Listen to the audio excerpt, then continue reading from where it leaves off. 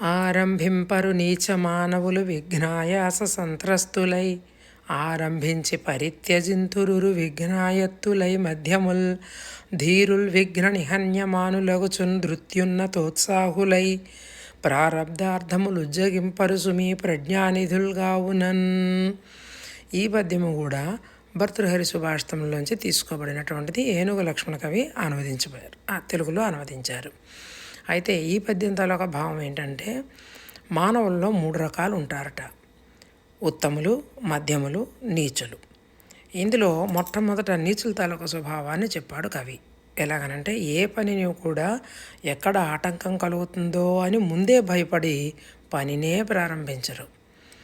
ఇక మధ్యముల సంగతి, ప్రారంభిస్తారు, ఎక్కడ ఆటంకం కలిగితే అక్కడ వదిలేస్తూ ఉంటారు. అది మధ్యముల సంగతి.